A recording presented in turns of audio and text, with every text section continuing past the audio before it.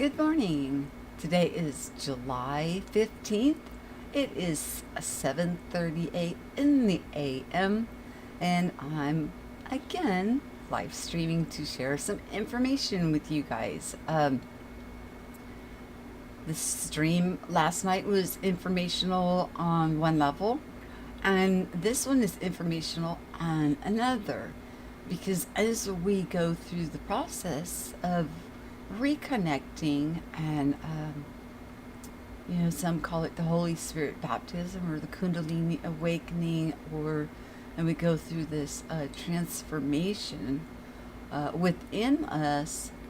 Our hearts are cracked open, and a lot of times we have a hard time with discerning, especially when it comes to people that we feel are our friends or are close to us in one way or another, or that we've allowed into our space to get close and personal, um, to share private things with people. And then it's hard. And I'm going to tell you, it's hard when I say that we walk away from things that no longer serve, like old knowledge or old ways of thinking. That's really difficult also. But when it comes to people that are unkind, or you find out that they're just really not uh, you know what they have said to be or portrayed to be, your heart's involved, and it's hard. It's really hard. Sometimes throughout my life, I've stayed at the party far too long in toxic situations that my gut, my intuition, every bell, every whistle had went off, warning me, and I fought it. I fought it. My mind fought it. My heart fought it. I just didn't want to acknowledge or recognize what was going on. Well, as I mentioned in the previous stream from last evening, um, when I've been in prayer and in meditation. Prayer is talking, meditation for me is listening to that still small voice. I get images and stuff, and I was actually um, praying on behalf of another, and it was like the sacred space of my prayer and meditation was being uh, redirected, is a way of putting it. And then I saw something that was like, oh, what is that? And I mentioned this last night, something about saging and things like that. So we get the warnings. The discernment is there, but the choice is always up to us with our free will, and within everything. And mind you, when I'm going through this article of it's called 16 Signs We're Dealing with an Evil Person. The link is down in the description box for you to look into it for yourself or do further investigation. Always take everything that I say with discernment, do your own investigations, and check into things for yourself, because it's more important that you know this within you than to hear it from an outside source. These are things that we need to understand. These are things that we need to stand in our sovereignty, with our uniqueness, with the divine, the strength that comes from knowing our identity, and to follow our gut instincts, our intuition, all of these beautiful abilities that we're born with. They're given to us for a reason, and for us to argue, debate, or to try to think that our sixth sense is not there. We're chopping up our identity into sections, and we want to be whole, fully in our identity, discerning everything around us. And always remember, we're not fighting against flesh and blood. We're fighting against principalities, strongholds, and high places, influences.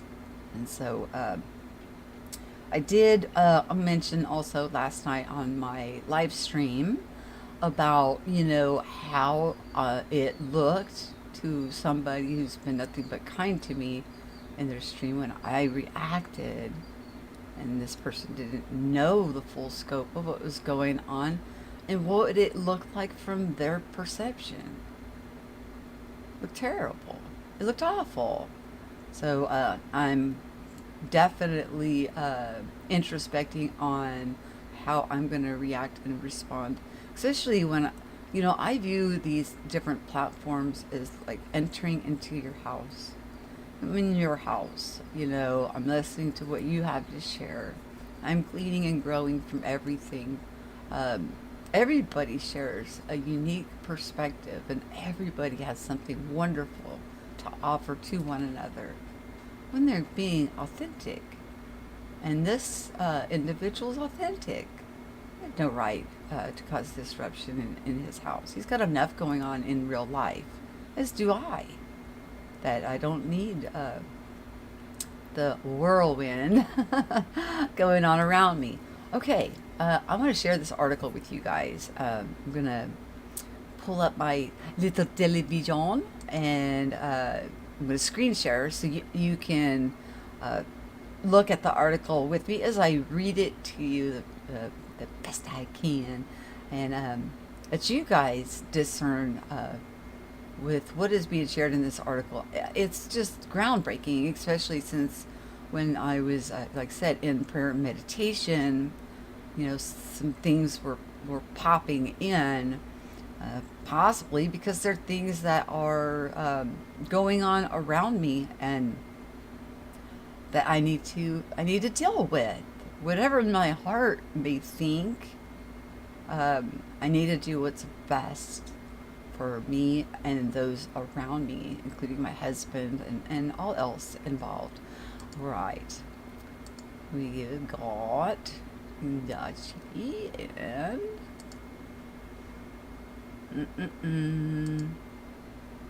all right. Let's pull this article up and let's get to it. Okay. 16 warning signs you're dealing with an evil person. Okay. So far away, evil can be defined, but it's hard to pin down. Simply put, an evil person is someone who... Oh my goodness. Hold on a second, you guys. I'm so sorry. Let me put on some music for you real quick.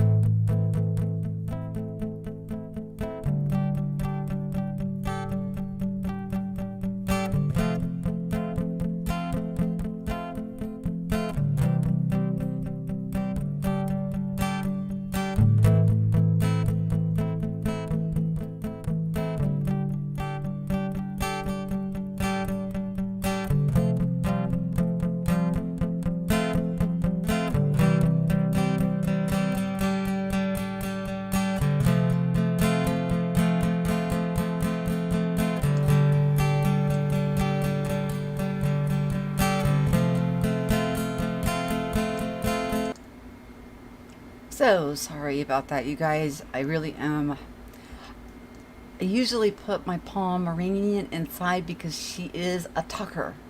And anytime I go live, she decides that's when she wants to talk the most. So let me find me again and pull me back up.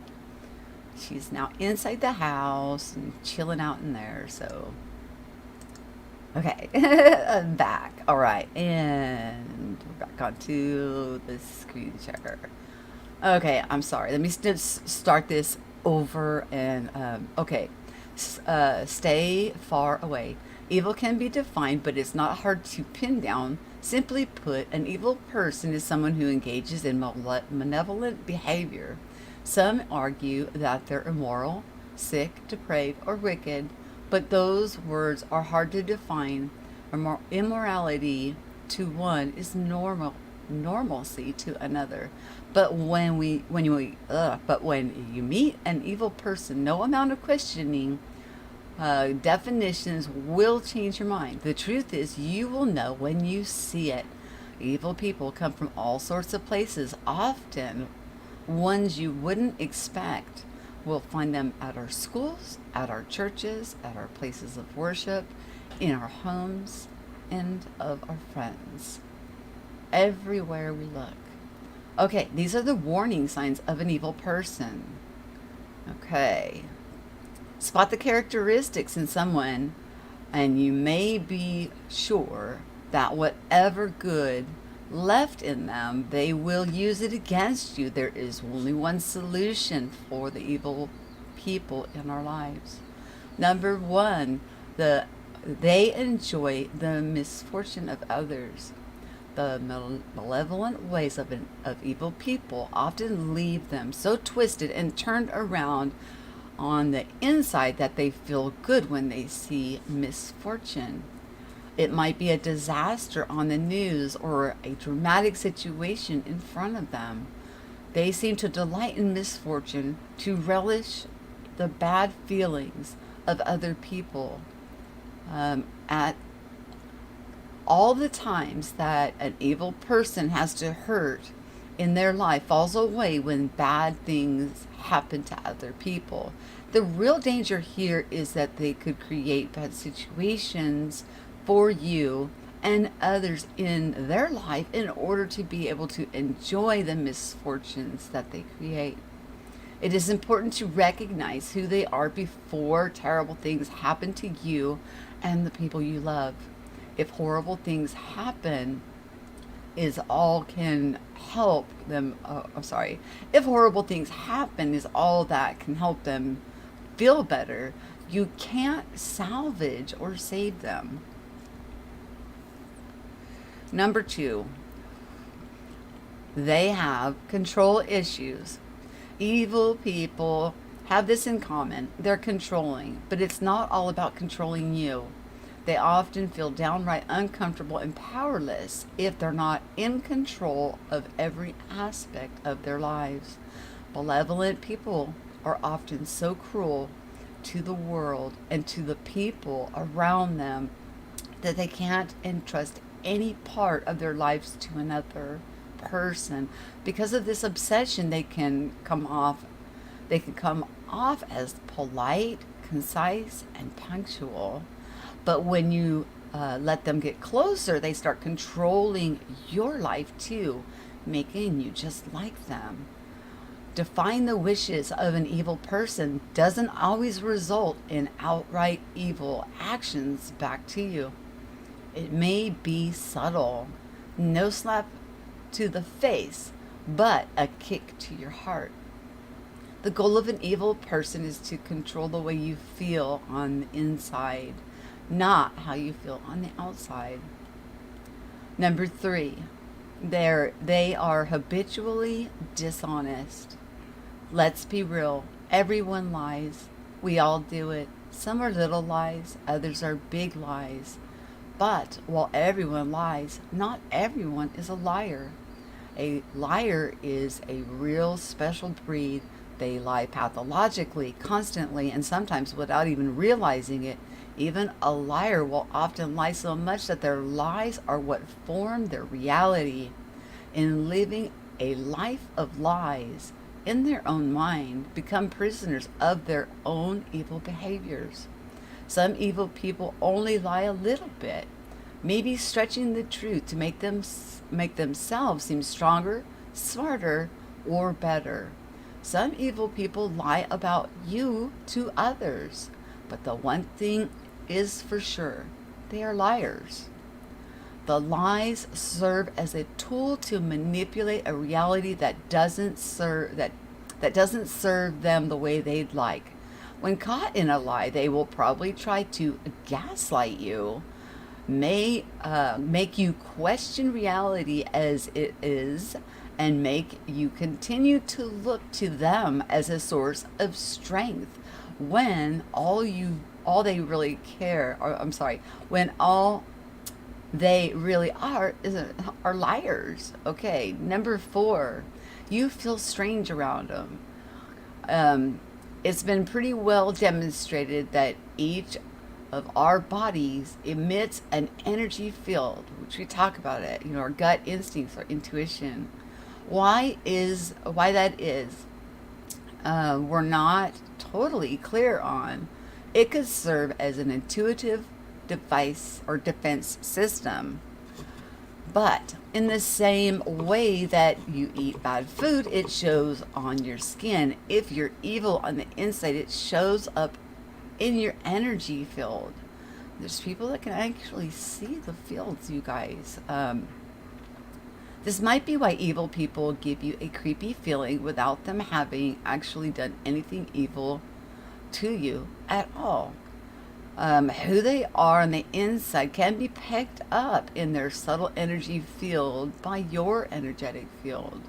Oftentimes, one of the surest signs of an evil person is that you don't feel right around them. You get creepy feelings, and you can't quite put your finger on it. You might sound crazy to people listening to you talk about it, but don't deny the way that evil people in your world make you feel. Trust your gut and don't worry about it steering you wrong. If you get it wrong, if you get the wrong sense, about someone, apologize. But better safe than sorry. Number 5, they mislead you. Controlling reality is what gives an evil person most of their power. In doing so, they're able to make it conform to their petty wants and desires.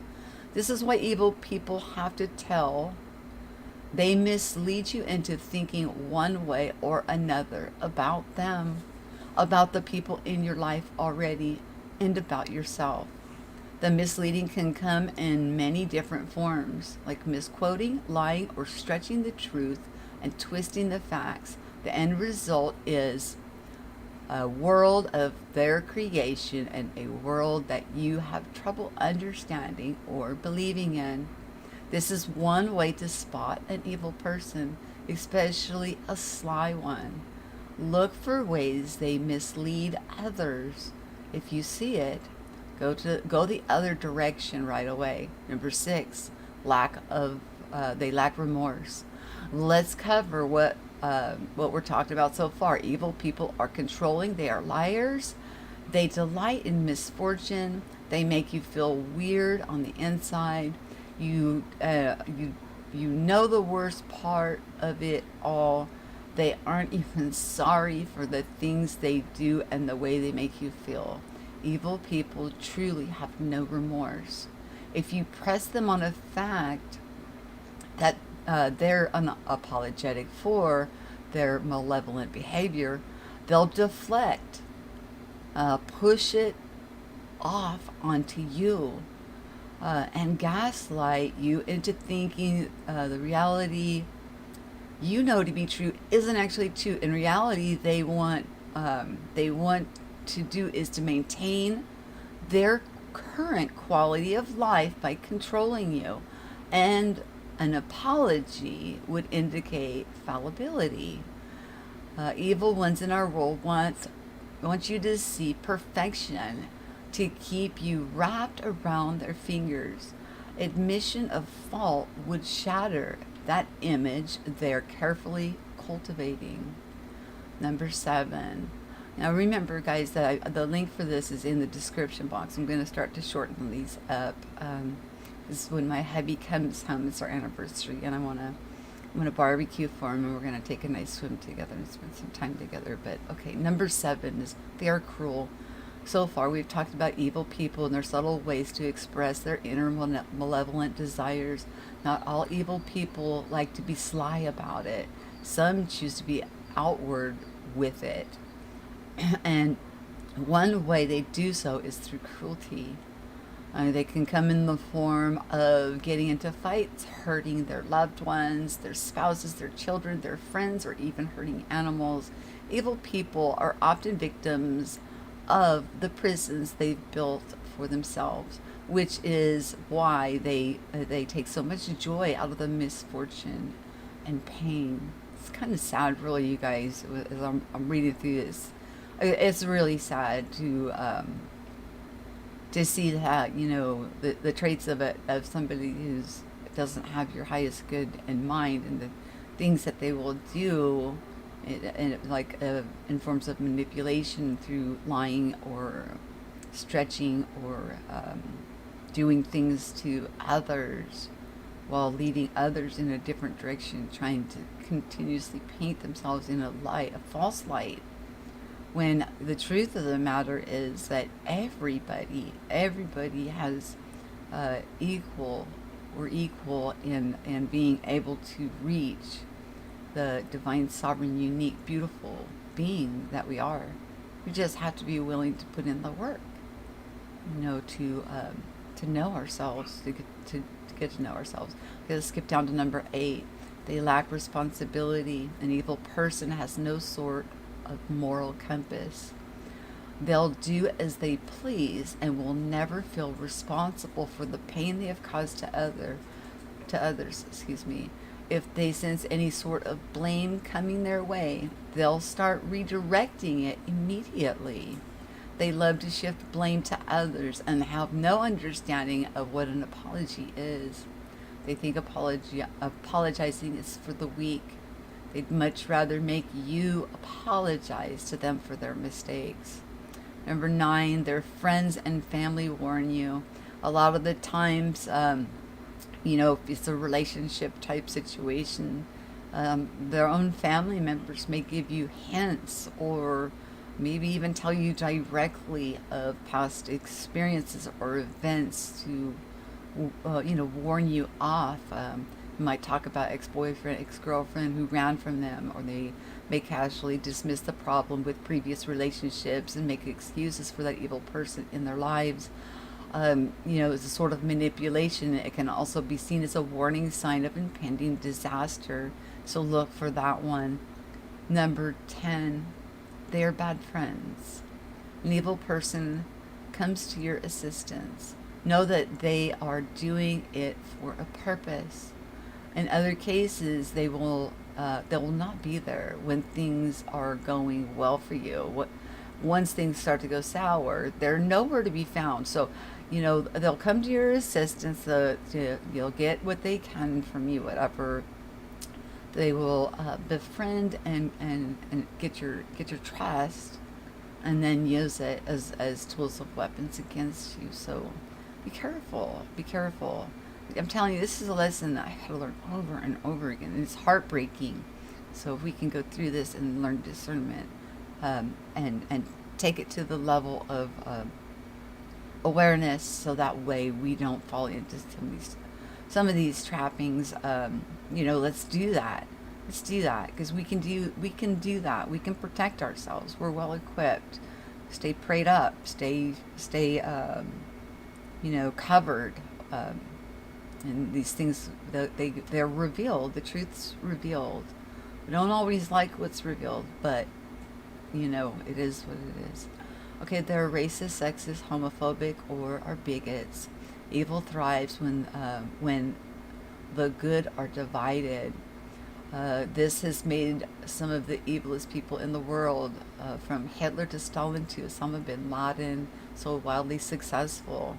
They've taken the petty differences between people and used it to sow larger and larger rifts that end up in disaster.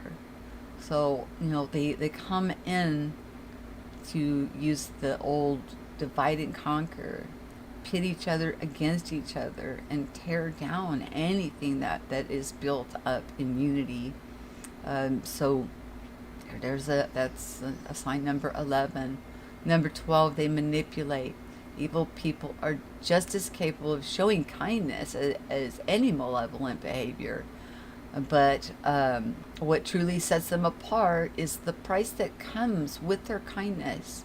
Oftentimes, evil people will be kind to you only to get something they need from you later, be it money, subservience, or worse. Make it clear if they try to manipulate you based on their past kindnesses that kindness does not come with a price tag. You didn't need any motivation or incentive to do the right thing and to be kind to one another. When we do kind things for other random acts of kindness, we don't do it expecting anything in return ever, ever, ever. Truly kind people are kind without the expectation of getting anything in return. Okay.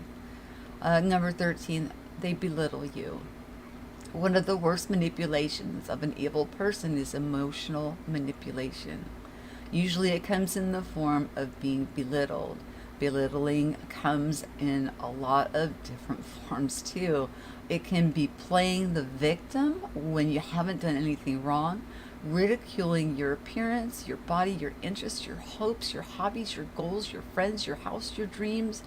Anything really can be belittled in the eyes of an evil person. Don't let malevolent people change your opinion of yourself and the decisions you've made. Simply say, I'm sorry you're not happy with that part of my life, but it's important to me.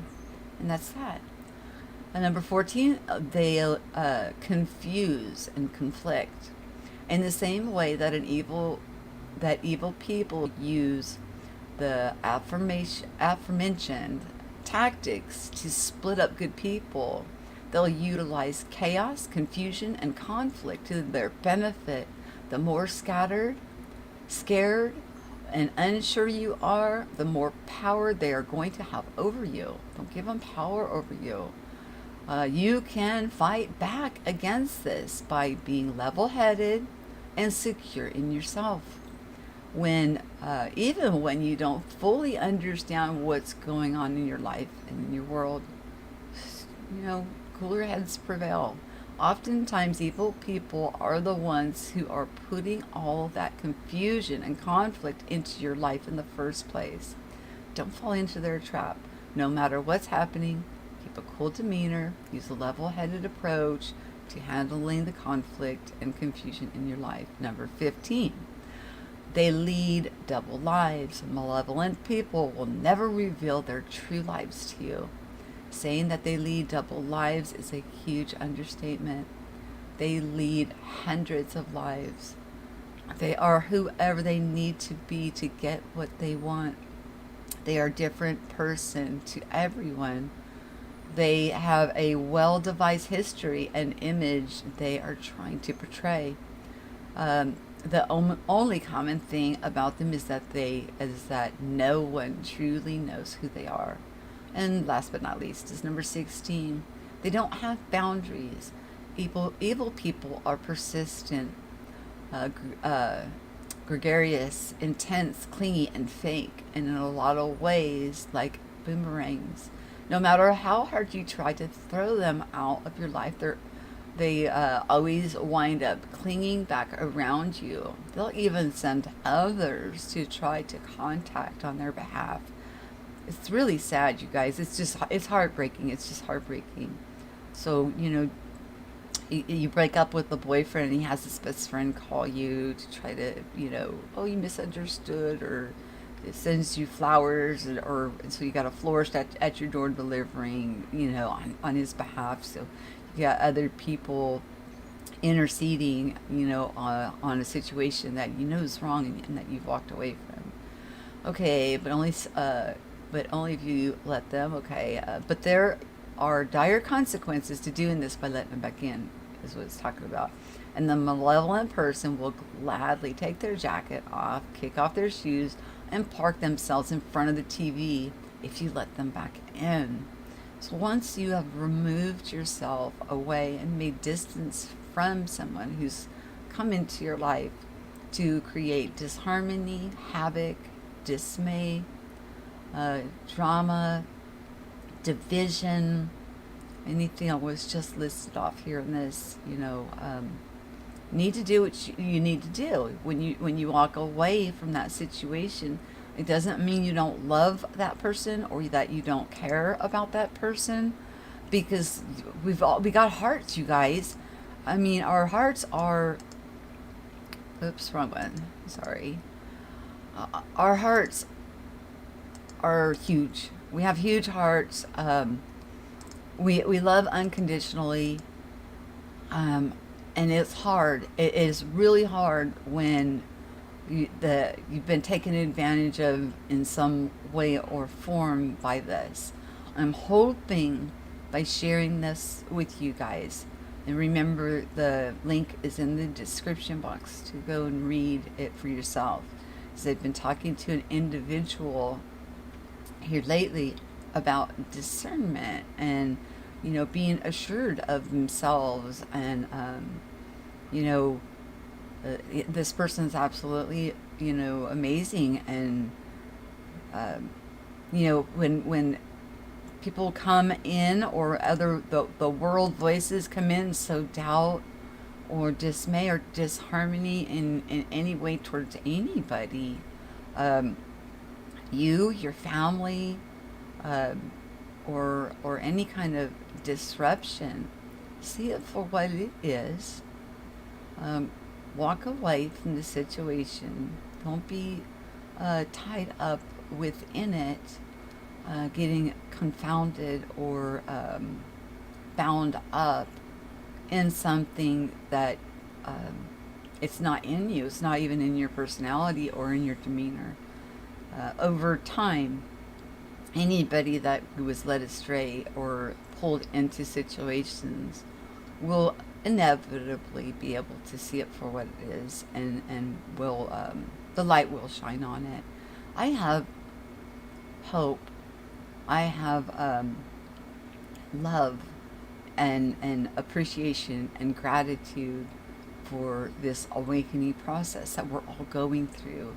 We're going through this together, and together we will overcome and create a beautiful place for us to inhabit with one another, showing that we care for one another and are not trying to tear anybody down in any way, shape, or form. When we're human, we make mistakes. When we make mistakes, we need to own up to them. Excuse me, let me get a drink. My Dr. Pepper. I love my Dr. Pepper. Don't take my Dr. Pepper. Anyways, the light will shine through. And then anybody that's been confounded or confused by any of the things that was listed off from an outside source, hopefully that can part the dark clouds that could be, over you, that somebody may be saying or doing that is causing any kind of confusion or separation between you, and connecting back through, like I say, go to your prayer closet, spend time in prayer and in meditation. Prayer is speaking, meditating is listening. Get that still small voice louder within. I'm not talking religious doctrines here. I'm talking personal relationship that is available to each of us, and to go after it, seek it. It's there. A lot of people already have this going on within them. It's awesome. It's amazing. But we can all still be fooled when we come across somebody that is using tactics that we ourselves have a hard time seeing, because we couldn't imagine ourselves doing those things. That's where we stumble. That's where we get confused or confounded. We don't see ourselves as putting out any kind of falsehoods or trying to harm another. No, we want to lift each other up. Lift each other up for the divine, beautiful, sovereign, unique expressions of the one that we each are. So I hope you guys, got something from that article. It's very, very interesting article. Hard topic to talk about, but it's not doing any good if we don't talk about, if we only want to talk about experiences, which I love talking about experiences, don't get me wrong, but we don't talk about some things to help others that may be stumbling around a little bit in confusion, to maybe help point them in a direction, or to trust that gut feeling that's going on within, or those weird sensations that we may have about others that could be in our heart we don't want to see, but the facts show different. The proof is there. You can't deny the tangible proof when it's presented. Your heart can't. Your heart just will hurt. Your heart will hurt, but in the long run, we'll be healthier with our connection by just leaving that stuff behind. And really, I'm going to tell you, just because somebody has got something like this going on within at this moment, doesn't mean that it's a forever thing. Things change. We can change. We can always change, at any time. We have free will. It's designed that way. We have to be willing to put in the work. I know many of us have been putting in work for a very long time. And to say that it isn't challenging to try to let go of things that no longer serve, or old knowledge that we thought was factual, or South America now being what's Southeast now. I mean, it's not even South anymore. I mean, like these phenomenal changes that we're observing, this fluid reality that we are all in, and what we need to discern is what the actions are. Is it creating a division within people, or is it bringing unity, sovereignty, and allowing for each divine sovereign to express with their beauty and their sovereignty and their uniqueness? We can disagree, and disagree respectfully without causing harm to another.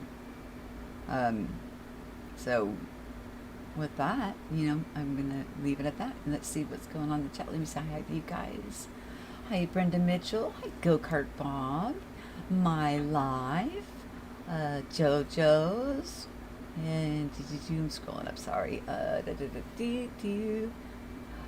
GPK.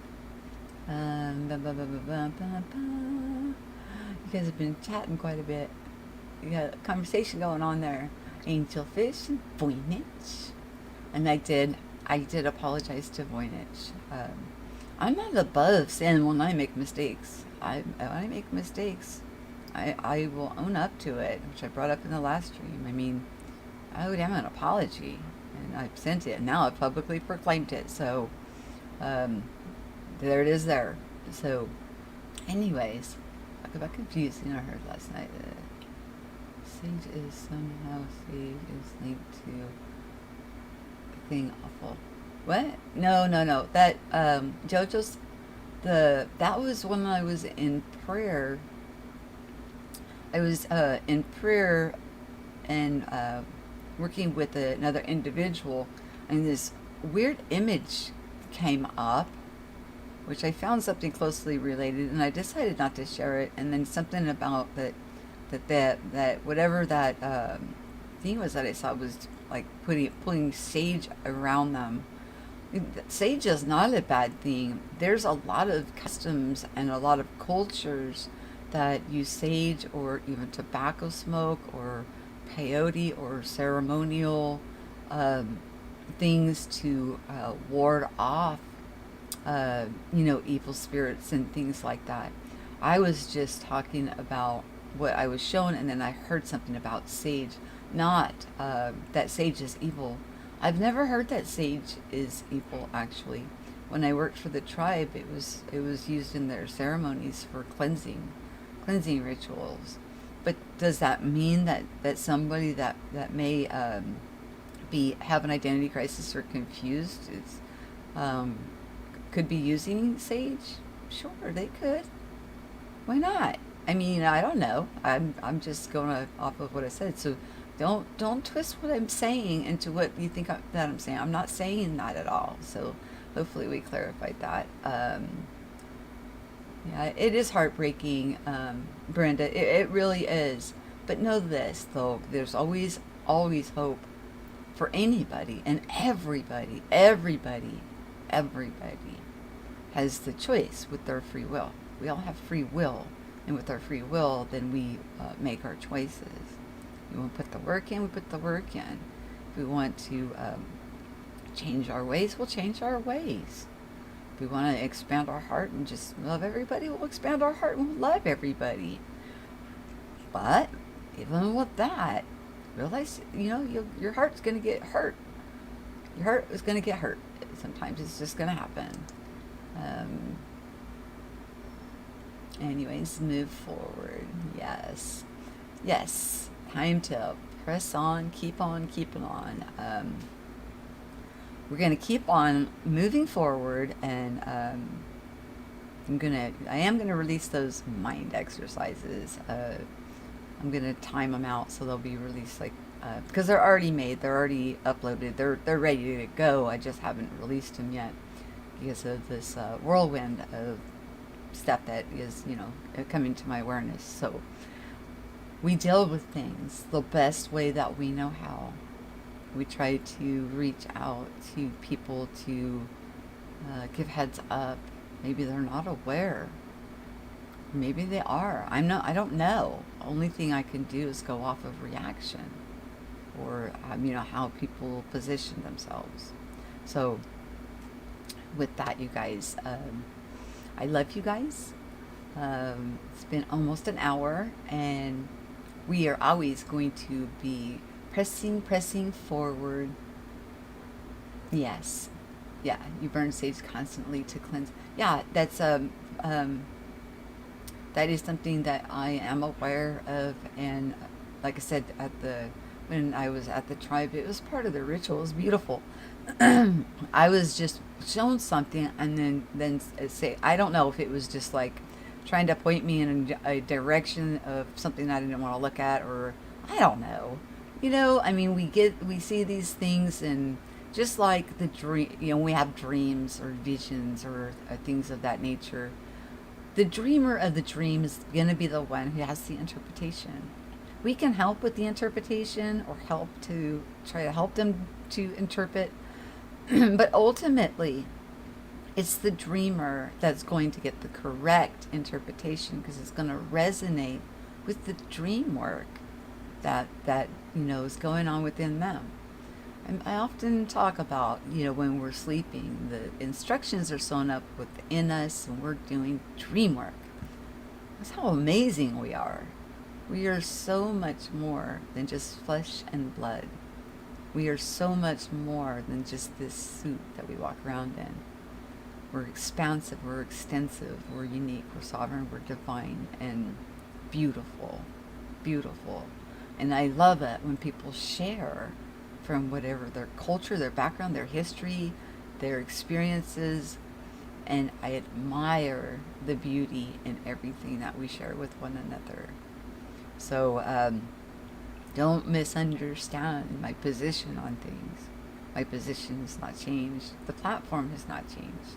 It's about sharing experiences, growing, gleaning from one another, talking about some topics that may be hard to talk about, shining the light on some things that may be hard to shine the light on, taking on the tough things that may not be the most popular, not to cause harm, but to bring people back together in unity and diversity.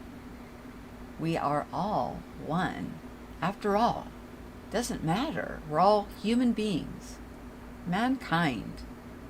So whether it's culture or skin color or male, female, or countries or whatever that we think divides, there's nothing that divides.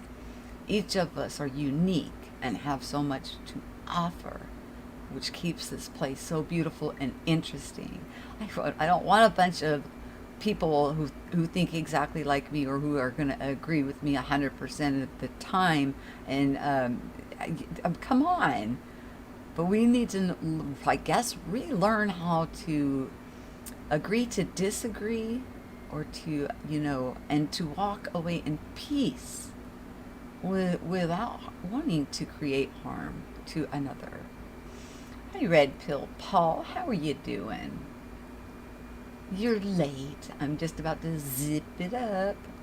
But anyways, the link, as I said, is in the description box for anybody who's interested in looking into that article or further into these kind of things, to heighten our discernment, to kick up awareness of what is going on around us, in order to make the best choices for us, our friends, our family, our loved ones, our spouses, all of that good stuff. You guys always remember to share what you know and listen so we can grow. Peace. Have yourself a wonderful day.